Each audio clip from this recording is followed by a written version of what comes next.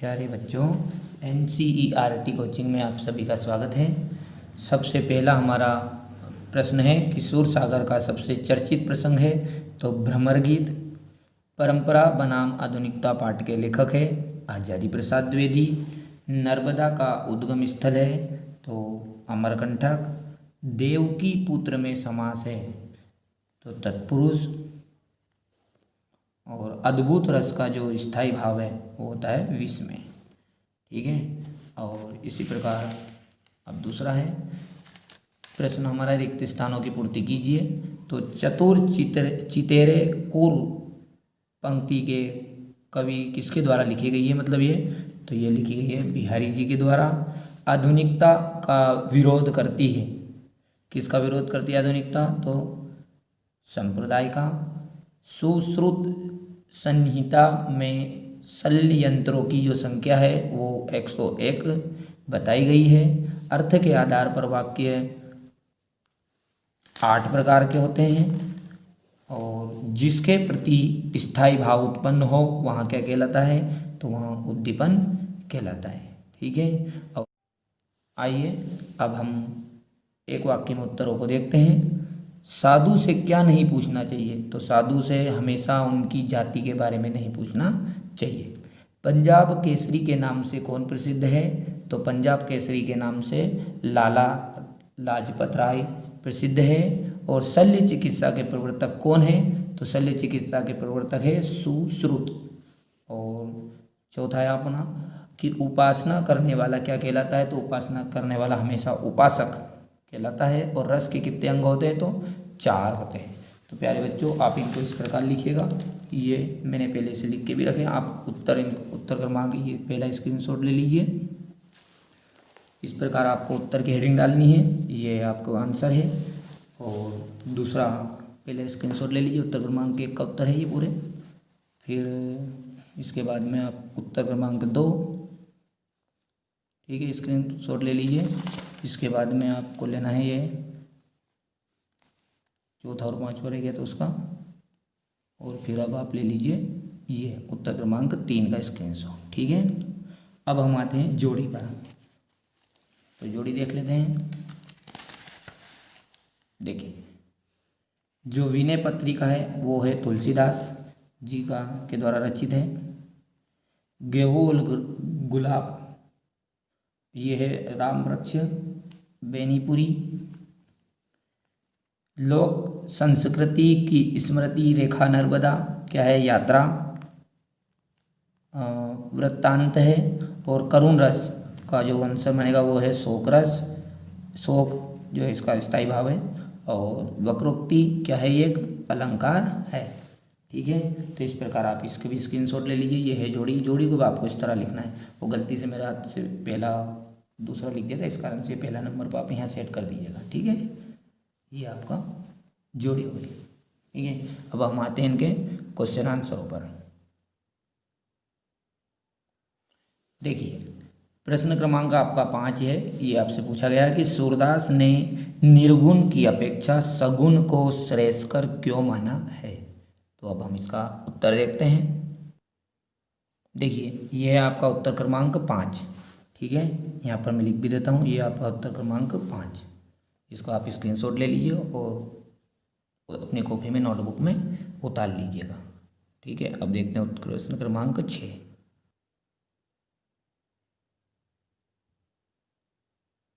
देखिए, अब ये आपका है प्रश्न क्रमांक 6। ये आपसे पूछा गया है कि पीताम्बर धारी श्री कृष्ण के सौंदर्य का वर्णन कीजिए। तो आप इसका आप स्क्रीनशॉट ले लीजिए यहाँ से और आप अपनी नोट कॉपी में उतार लीजिएगा। ठीक है, मैं सभी प्रश्नों को एक एक बार सभी को बताऊंगा। पूरे आपके जो 80 नंबर के पूर्णांक है उसका सभी का इसी वीडियो में पूरा आपका क्लियर हो जाएगा। तो आप देखते रहिए अंत तक।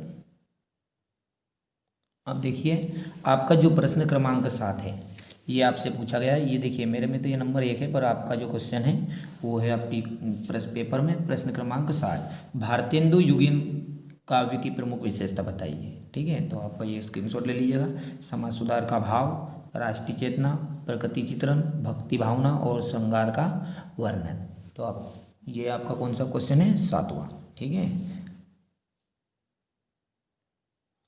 अब जो आपका प्रश्न क्रमांक 9 है, कौन सा क्रमांक 9, प्रश्न क्रमांक 9 में आपसे पूछा गया कि उपन्यास और कहानी में कोई 2 अंतर लिखिए। तो आपके सामने 2 अंतर की जगह पर 4 अंतर है, जो आपको अच्छा लगे वो लीजिए स्क्रीनशॉट और आपकी कॉपी में से लिख लीजिएगा कि कहानी का आकार छोटा होता है, उपन्यास का आकार बड़ा होता है, इसमें पात्रों की संख्या कम होती है, इसमें पात्रों की संख्या अधिक होती है। ठीक है, कहानी में जीवन के किसी एक खंड का चित्रण होता है, उपन्यास में संपूर्ण जीवन का चित्रण होता है। जो कहानी है वो एक तरह का क्या गमला या गुलदस्ता है, तो जो उपन्यास है उसे उद्यान कह सकते हैं। ठीक है, या बगीचा कह सकते हैं। तो ये आपका था प्रश्न क्रमांक 9, आप इसका स्क्रीनशॉट ले लीजिए। अब देखिए आपका जो प्रश्न क्रमांक 10 है वो है कि माई की बगिया का वर्णन अपने शब्दों में कीजिए। तो ये आपका है प्रश्न क्रमांक 10। ठीक है, तो आप इसका स्क्रीनशॉट ले लीजिए और अपनी कॉपी में नोट कर लीजिएगा।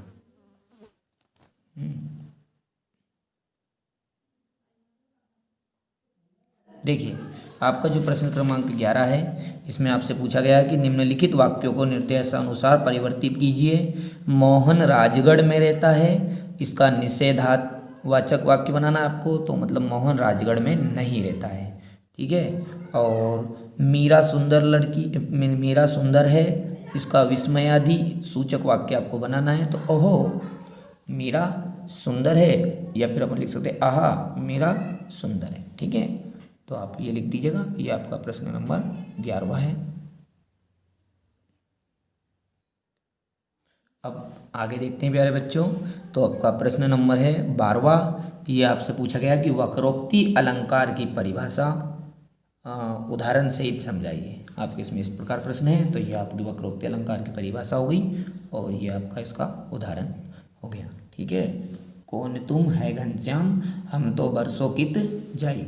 तो आप में इसमें कोमा का इनका विशेष ध्यान देना है। देखिए ठीक है, तो ये आपका कौन सा प्रश्न क्रमांक है, ये है आपका प्रश्न क्रमांक 12। ठीक है, 12वां ये आपका, इसका भी स्क्रीनशॉट ले लीजिए। अब देखिए आपका है अब ये प्रश्न क्रमांक 13। ये जो मेरे इसमें 5 लिखा है ये आपका प्रश्न क्रमांक है 13। ये देखिए मेरी कॉपी है पहले की, इस कारण से ये आपको थोड़ा सा, तो मैंने डाल भी रहा हूँ नंबर आप, ये है आपका प्रश्न क्रमांक 13। ठीक है, इसका स्क्रीनशॉट ले लीजिए। इसका ये आधा जो भाग है, ये आपने स्क्रीनशॉट ले लिया इसका। ठीक है, अब ये जो इसका आधा हिस्सा है ये आपका यहाँ पर है, तो आप इसे भी नोट कर लीजिएगा। ये आपका क्वेश्चन नंबर कौन सा है, 13वां प्रश्न है। ठीक है, इसका ये आंसर है। ठीक है, अब देखते हैं 14वां क्वेश्चन। अब देखिए आपका ये क्वेश्चन नंबर है 14वां। आपको परीक्षा में इस प्रकार ही लिखना है। ठीक है, मैंने उस हिसाब से आपकी सेटिंग करी हुई है कि आपको पूरे से पूरे नंबर मिले। प्रश्न पढ़ते हैं अपन कि निम्नलिखित शब्दों का समास विग्रह कर समास का नाम लिखिए। तो पहला था आपका भरसक, भरसक का आ जाएगा शक्तिभर, इसमें अवयवी भाव समास है। और चिंता मुक्त, देखिए ये मैंने गलती से किया हुआ था, पहला मेरा दूसरा पहले लिख देता है ना। ठीक है, तो तीसरा आपका चिंता मुक्त, तो चिंता से मुक्त तत्पुरुष समास। ठीक है, नंबर 2 पे आपका बाल लीला, तो बालक की लीला, इसमें आपका तत्पुरुष समास। ठीक है, तो आप इसका स्क्रीनशॉट ले लीजिएगा। और अब देखिए आपका जो 15वां क्वेश्चन है वो है कि अतिशयोक्ति अलंकार की परिभाषा उदाहरण सहित दीजिए। तो ये आपका प्रश्न क्रमांक कौन सा है, अतिशयोक्ति अलंकार का 15वां। यहाँ भी लिख देता हूँ मैं, ये कौन सा प्रश्न है आपका, क्वेश्चन नंबर है 15। ठीक है, तो आप इसका ये परिभाषा लिखकर केवल यहाँ तक उदाहरण लिख दीजिएगा। ठीक है, और यहाँ पर यह बात बड़ा चढ़ाकर कही गई है, इसलिए यहाँ पर अतिशयोक्ति अलंकार है, कर दीजिएगा। ठीक है, इसके बाद में आप देखते हैं क्वेश्चन नंबर 16 आपका। अब आपका क्वेश्चन नंबर 16 में पूछा गया है कि महाकवि सूरदास जी या फिर तुलसीदास जी का कोई काव्यगत विशेषता है निम्नलिखित बिंदुओं के आधार पर लिखिए। 2 रचनाएं, भाव पक्ष, कला पक्ष और साहित्य में स्थान। तो ये आपका क्वेश्चन नंबर है 16वां। ठीक है, ये आपका क्वेश्चन नंबर हो गया 16वां, आराम से आप इसे नोट कर लीजिएगा। और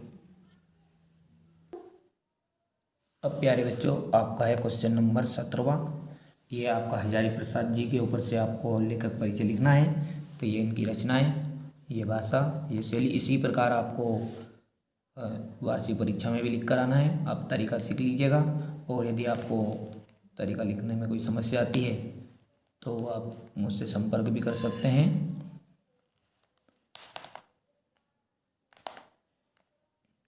ठीक है। इसके बाद में भी प्यारे बच्चों, यदि आपको कोई भी समस्या किसी भी सब्जेक्ट में है, मैं 6 सब्जेक्ट को ही पढ़ा सकता हूँ, और मेरी ऑफलाइन भी कोचिंग है जिसमें मैं 6 विषयों को ही पढ़ाता हूँ। यदि आपको कोई समस्या है तो मेरे व्हाट्सएप नंबर पर मुझे संपर्क भी कर सकते हैं। ये मेरे व्हाट्सएप नंबर है 9131064674। अपना नाम, अपने एड्रेस और क्लास लिखकर मेरे पास भेज दीजिएगा। मैं आपकी कोई भी समस्या है उसका समाधान कर दूंगा। ठीक है। तो ये आप इसका स्क्रीनशॉट ले लीजिए। ये आपका है क्वेश्चन नंबर 17। ठीक है। ये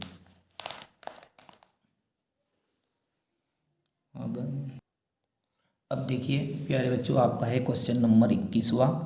आपका जो क्वेश्चन नंबर है 18, 19 और 20, ये मेरे पास अभी लिखा हुआ नहीं है, मैं इसे लिखूंगा। उसके बाद मैं आपके लिए वीडियो तो नहीं बन पाएगा, तो आप ऐसा करिएगा, मेरे व्हाट्सएप नंबर है, मैंने अभी भी बता दिए, एक बार और लिख रहा हूँ 9131064674। यदि आप उन प्रश्नों के उत्तर भी चाहते हैं तो आप मुझे इस नंबर पर अपना नाम और एड्रेस सेंड कर दीजिएगा। मैं आपके पास उन क्वेश्चन आंसरों के उत्तर भेज दूंगा। ठीक है। तो आप ये है आपका क्वेश्चन नंबर 21। ये 21 का आप स्क्रीनशॉट ले लीजिए, और इसी प्रकार आपको वार्षिक परीक्षा में लिखना है। ठीक है। ये था आपका क्वेश्चन नंबर 21। अब